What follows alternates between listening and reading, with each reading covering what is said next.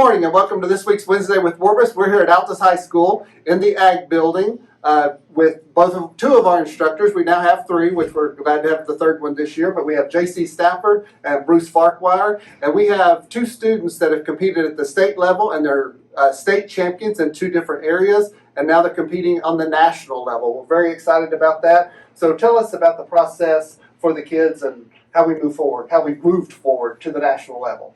So Wyatt Jensen and Addison Freeze are competing on the national level with the Agri-Science Fair project. And in order to do that, they had to compete at the state level in Stillwater back in April. And they presented their research to a panel of judges, 15 minutes of interview questions, and they had to give detailed answers about what they did and what they learned.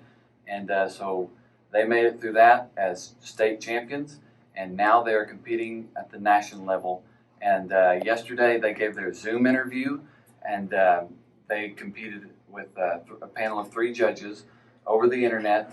And it was a 15-minute interview, and they made it out of that. And now they will be competing in person on at the state or the National FFA convention. Wow, when is that? And that will be held at the end of October. Awesome, it's coming up quick. Yes. Bruce, tell us more about Wyatt. Yes, one of the oldest and most prestigious of all our career development events is prepared public speaking. Wyatt won the state competition last spring in Oklahoma City and advanced to the regional level, which was held last week. He won his heat or his flight, and he will compete now on stage in Indianapolis with 20,000 other FFA members in attendance. Wow. That's quite an honor for Wyatt and for Altus schools. That's quite the honor. And some of you that have been here a few years, you may remember Wyatt. He spoke in front of the whole faculty and staff at the beginning of the school year. Did a great little speech for all of us. It's very uplifting and encouraging. And at that time, I believe he was at intermediate school. Maybe he was very young, but did an outstanding job in front of 450 educators. So he's, both kids, great representatives of Altus Public Schools and the Ag program.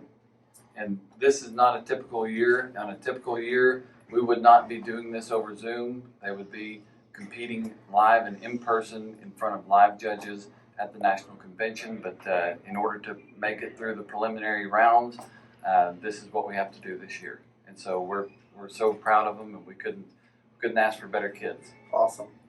All right, now we're here with two students, and I'm going to have you tell me your name, your grade, and we're going to start off by your agri-science project that you worked on together, and then Wyatt, then you can tell us about the speech contest. So let's start with you. I'm Addison Freeze, and I'm a junior. I'm Wyatt Jensen, and I'm also a junior.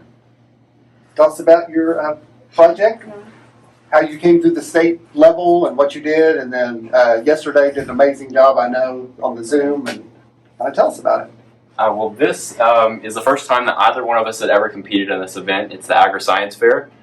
Basically, teams in either groups of 1 or 2 kids are able to kind of come up, collaborate, and come up with a research project and design a whole experimental process and create this board afterward with our results. Addie, do you want to talk a little bit about what our project was about? Yeah, so it's called Unearthing the Carbon Vault, just a catchy name for what we did, which, if you don't know, soil releases carbon, and that is actually very beneficial for plants. And they've been doing research over this, and we thought it was very interesting because there are ways in real life that you can test this stuff. So we tried to see if regenerative farming practices, stuff we already have access to, could be used to increase soil carbon and therefore increase like agricultural productivity, things like that.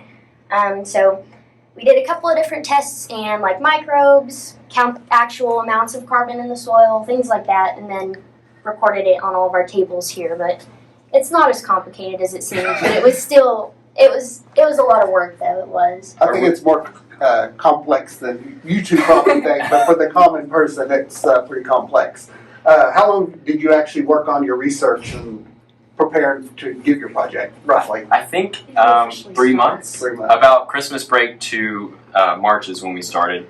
But kind of we were actually learning the whole way through because we were learning different things in biology class, chemistry class, and statistics class to help us with all this. So we were kind of taking what all we were currently learning in class and then applying it here in ag with this Agri-Science Fair. So I would say that the most interesting thing that we kind of saw was drawing the real-world conclusion that regenerative farming practices can actually help combat climate change.